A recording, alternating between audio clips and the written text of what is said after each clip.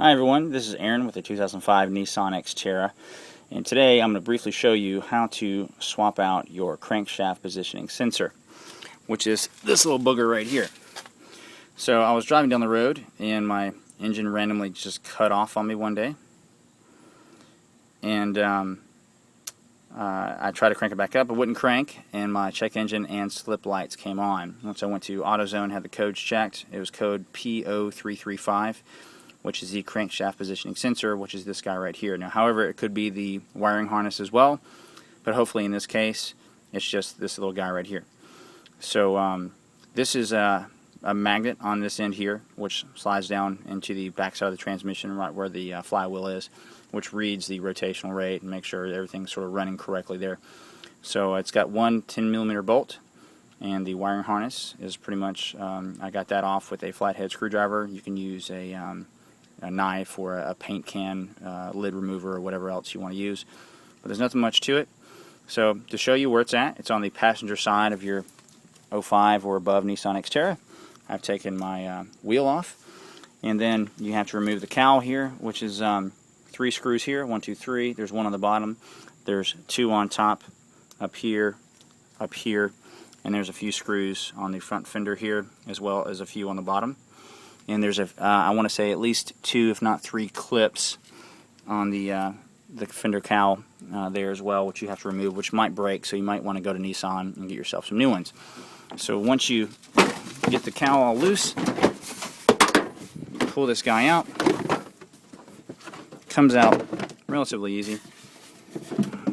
Or just remove that plastic cowl, put it over here, and now I can see into my engine compartment nice and well. And that crankshaft positioning sensor is going to be this guy right here. So this little rubber protector, you just slide this guy right off. As you can see, there's my 10mm bolt right here on the tip of my thumb. So you just get your 1/4 inch socket wrench to loosen that guy up. Then you have to do some finagling to get the crankshaft positioning sensor out. But once it's out, you want to remove it from the wiring harness, plug your new one back into the wiring harness, and finagle it back into the hole, and then just put your 10mm bolt right back in there. I just want to make sure everything's set nice and tight in there. So this is it. This is your wiring harness where the silver tape is. Comes down to the rubber cowl that protects the crankshaft positioning sensor. You pull that guy out. Again, this is what it looks like. This guy right here.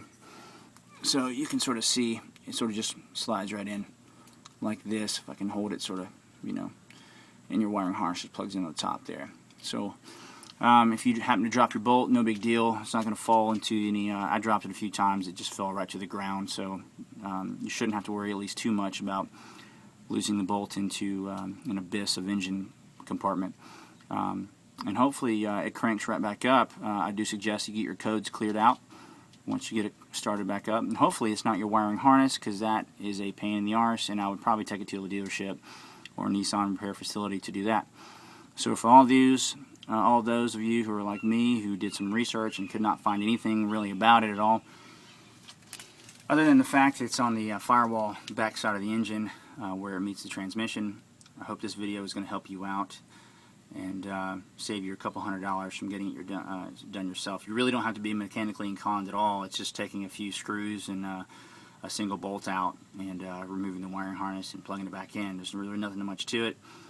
Even the white collar husband can do this, or you know, so no big deal, guys. Good luck. Pain in the butt meter, I'm going to say it's about, I don't know, 3 or 4 out of 10. It's not too hard. It's just really tight spacing with the brake line wire and all those other wiring sensors and pipes and everything else. So it's just really tight. If you got big hands, it's going to be sort of tough. Again, I used my 1/4 inch socket wrench with an extension with the extended 10mm socket to get mine out. Sort of, you can see I just sort of slid mine in right above here and down the back side, and was able to twist it sort of like this. You know, it's sort of slow going, but that'll help you get it in and out.